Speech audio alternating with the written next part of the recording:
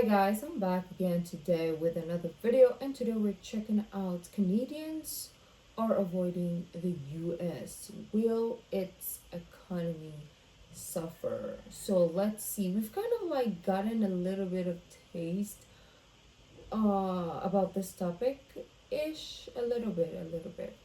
So now let's see more context to the problem or to this topic. Well, before we start, don't forget to subscribe, click the bell button, and let's find out. Oh, So there's been a lot of talk from Canadians saying, I don't want to go to the US anymore. This week we were planning on going, but we decided to make a different decision. We're told you. boycotting them for sure. We have to stand up. See some of for these. Canada. They're poking us in the eye, so we got to poke them back. And there are surveys too, one where more than 60% of people said they planned to avoid travel to the US this year entirely. But again, lots of people say things. It's been harder to know how real this apprehension was until now, because the data is in. The drop is significant, and Americans have noticed in a big way. Canadian Airlines are taking away flights to popular U.S. cities. This after many Canadian vacationers apparently are avoiding the U.S. It is having not only a negative impact on the tourism market, but business as a whole. We're seeing pretty seismic developments in terms of the number of people that are willing to go to the US right now. It's heartbreaking. It's absolutely heartbreaking. And here's the thing, more Canadians pour into the US every year than people from any other country in the world. So we wanted to know just how much does this drop actually hurt the US? Let's start with the turning point. The moment data started to show something real was happening here. This red line shows how many people traveled by land from Canada to the US between October and February of this year, Oh, okay. compared to the orange line, which is last year's travel data. Superimposing the lines like this, you can see how this year's travel numbers have actually been Just higher than the previous years since October, but then the two lines split apart from each other in February, which was, if you think back, right around the time the US and Canada began phase one of a fresh trade fight.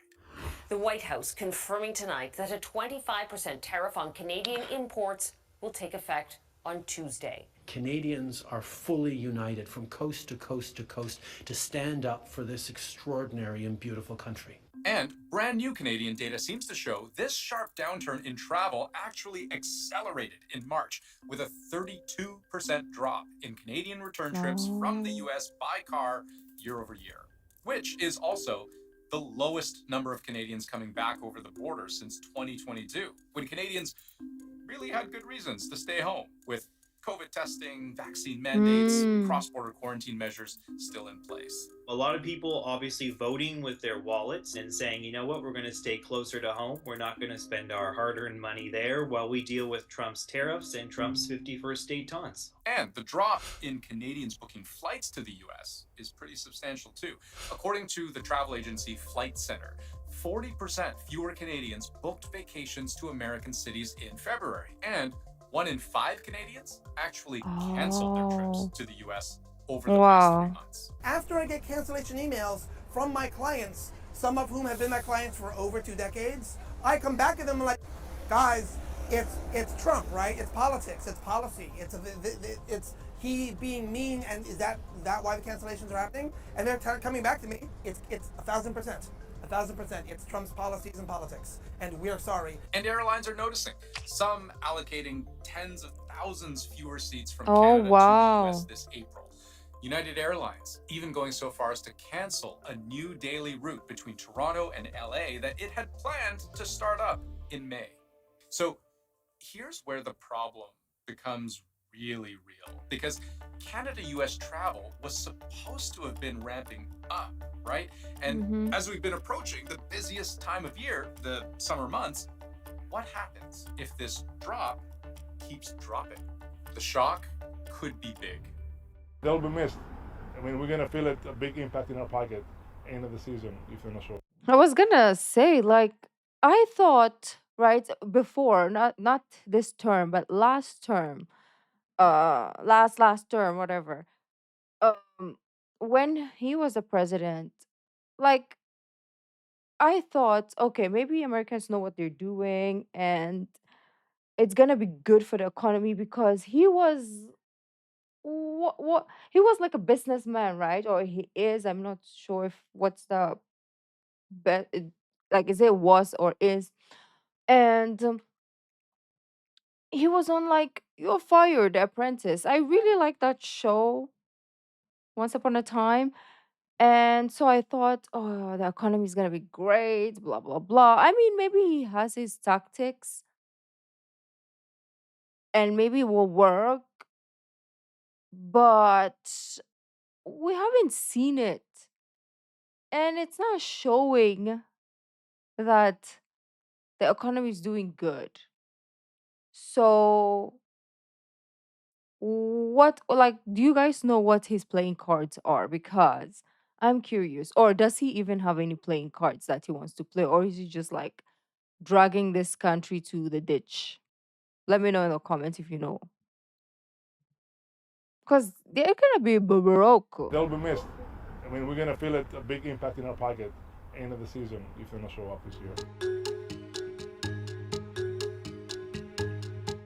According to the US Travel Association, in 2024, about 20 million Canadians either drove or flew south, and the majority of them to either New York, Florida, Arizona, Texas, or California. Even local officials in Las Vegas are saying what's going on with Canada right now is a problem for us and growth opportunities for us. Because just think about it, every single activity that these Canadian visitors book, every meal they eat, every hotel they stay Go at, to the economy. that's money being pumped into the US economy. Last year, Canadians spent over 20 billion US dollars in the United States.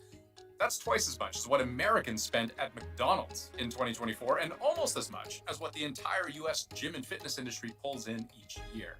Oh And not wow. only does this amount of money help fuel local business, it also creates jobs. The Mhm. US Travel Association estimates about 140,000 of them. So what happens when some of that money starts to disappear?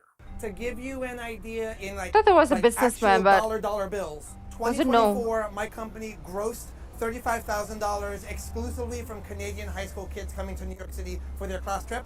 2025, 5,000 and going down.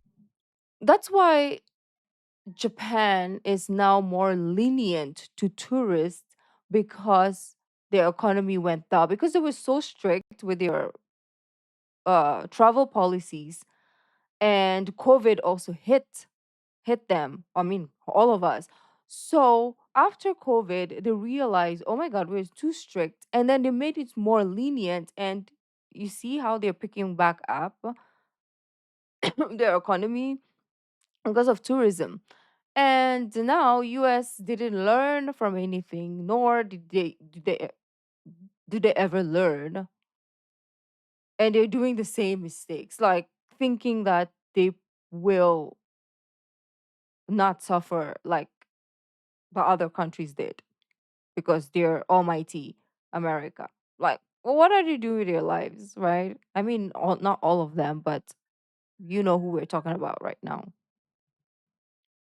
Don't even want to say their name New in York City for case. their class trip. 2025, 5,000 and going down because I still get cancellations every other week. I hire 15 tour guides and they all work for me as well as other companies. My inability to hire them to do what they love, which is share their passion and their energy and their excitement about the greatest city in the world, it sucks, man. It's really, really rough. And some American businesses make so much money off Canadians, they've actually built their entire business models around them. Richard Clavette looks forward to Canadian snowbirds coming to Florida every year. They create bond here and friendship. Canadians have filled his motels for the past 35 years, but this year was different. With Canadians right now, we're about 30%, when we should be like more like around 80%. So it's a big drop. To put this in broader terms, it's estimated about 1 million Canadians, mostly retired, travel to the US every winter. And that group, they're not just staying for days, even weeks. Many of them spend months, if not half the year, south of the border, which creates an expectation from local businesses that they and their money keep coming. I live here 6 months. This is my home, but I'm leaving April 2nd. I actually feel guilty that I'm here. If you have approximately 1 million snowbirds going away. They're spending money on vacation rentals when they go there. They're also engaging in activities. They're going out to eat. They're doing other things locally. So you're talking in the billions of dollars. And think about the little guy, the smaller vacation towns close to the border that might feel the financial impact the most. The Adirondacks in New York State. About 130,000 people live there full time. But figure, up to 6 times that many Canadians, 600,000 people, visit every year, both in the summer and in the winter. We've seen individual families choosing not to come. We've heard of whole hockey teams choosing not to come to some of our international sporting events, and then some group travel bookings, bus tours, etc., have also canceled. This is from a local Adirondack newspaper, referring to a survey suggesting 66% of businesses in the area have already seen a decrease in Canadian bookings for 2025. And their regional tourism office figures with even just a 20% drop in Canadian visitors, businesses in the area would see a decrease of $12 million in spending. A lot of communities that are really dependent on Canadian tourism are really suffering right now. They're really having a difficult time. And let's drill down even more, because forget big splashy vacations. Think about Canadians living right along the border who don't necessarily even think about the US as a destination per se, because they're just driving across the border to go to Target or Trader Joe's or to, I don't know, hit a mall, see a concert, go to a ball game. You think of Walden Galleria in Buffalo. I mean, you look at the license plates in the parking lot, and there are a lot of Ontario plates there each and every day. They're almost entirely dependent on Canadians and Canadian tourism and day trippers who just go for a few hours and spend their money there. And do not underestimate the importance of this, because just to give you one example, county executives in that Buffalo Niagara area say in February, their records show a 7% decrease in sales tax revenue. That, they say, is at least in part because there are fewer Canadians paying sales tax. Certainly in my hometown of Buffalo, where Canadians come over all the time and they go to our sporting events, they shop at our stores, so sales tax revenues are dropping already. And that'll affect fire and safety and police force and everything else.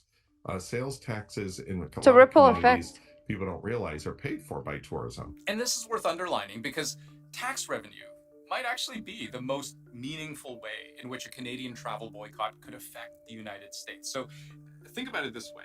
Let's say this trend continues and there's something like a 20% drop in the number of Canadian visitors to the US this year. That would work out to something like 4 million people fewer traveling. Economists predict that would cost the US about $4.3 billion in lost revenue. Now, the sales tax rate varies by state. On average, let's call it about 5%. So 5% of 4.3 billion, you divide that number by 20, what you end up with is something like $200 million less in tax revenue. And when that's gone or it seriously declines, people notice. That's money that's not easily replaced by Americans. A lot of lawmakers are saying the current situation is not good for my state. We need to make some changes. We need to bring the Canadians back. So I think that we are having an impact. Question is, to what extent, if at all, can the damage be undone? Or does it only get worse from here?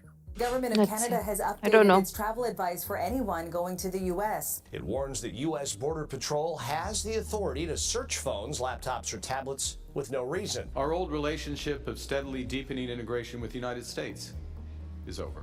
Now, well, if they search our laptop and they see this video, they probably will deport us. So that's not good. Need to clean all the history and the digital footprint. But then we can't delete this video. So we are more likely and not gonna make it. Knock on wood, but if we've learned anything over the past few weeks, it's that what the Trump administration does next cannot be predicted. So ruling out anything as impossible is just foolish. But the trajectory is clear, and there is a cost to alienating allies. That's a good phrase to end on.